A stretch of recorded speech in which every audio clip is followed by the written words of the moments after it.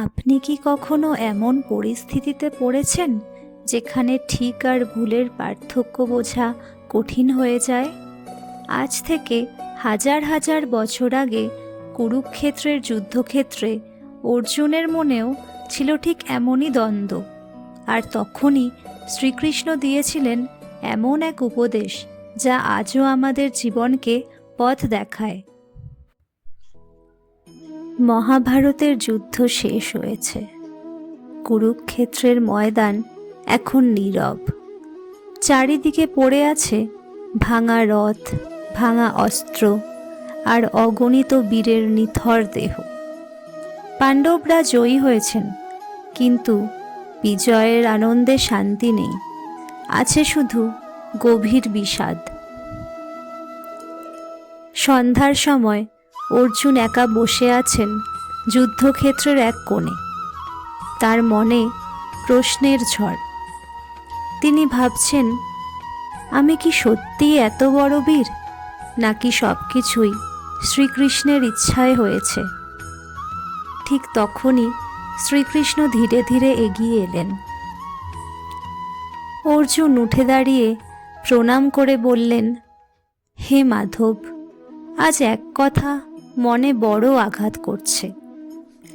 এই যুদ্ধ জিতলাম আমার শক্তিতে, না আপনার কৃপায়? শ্রীকৃষ্ণ মুচকি হাসলেন।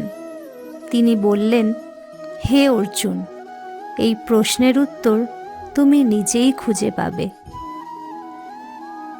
শ্রীকৃষ্ণ অর্জুনকে বললেন, তোমার গাণ্ডীব ধনুকটি আমাকে দাও। অর্জুন ধনুক দিলেন। শ্রীকৃষ্ণ ধনুকটি মাটিতে রেখে বললেন, এবার তুমি এটি তুলতে চেষ্টা করো।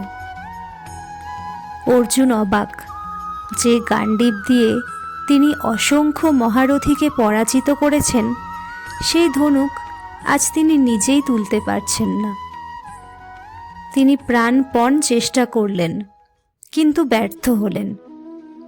অর্জুন বিস্মিত কণ্ঠে বললেন, এ কি করে সম্ভব প্রভু?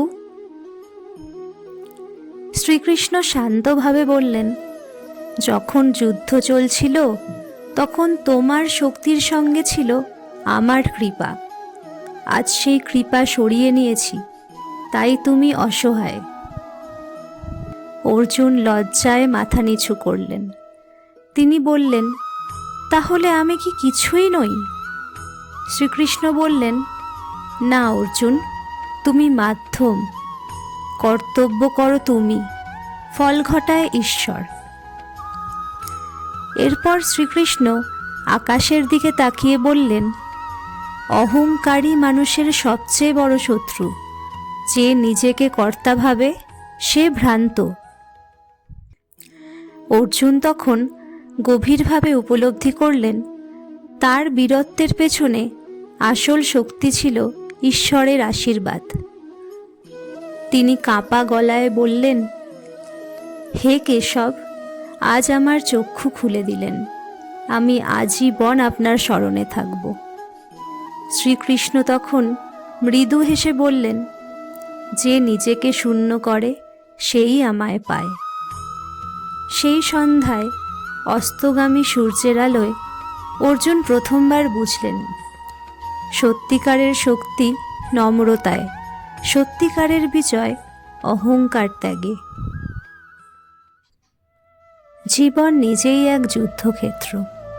প্রতিদিন আমাদের অর্জুনের মতো সিদ্ধান্ত নিতে হয়, কিন্তু যদি মনে শ্রীকৃষ্ণের উপদেশ থাকে, তাহলে কোনো যুদ্ধই আর অসম্ভব নয়। এই গল্প কিন্তু এখানেই শেষ নয়, কারণ শ্রীকৃষ্ণের বাণী চিরন্তন।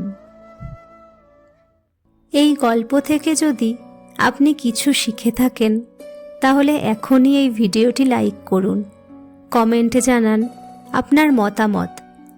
আর এমন আরও অনুপ্রেরণামূলক গল্পের জন্য চ্যানেলটি সাবস্ক্রাইব করতে ভুলবেন না। দেখা হচ্ছে আবার পরবর্তী ভিডিওতে। জয় শ্রীকৃষ্ণ।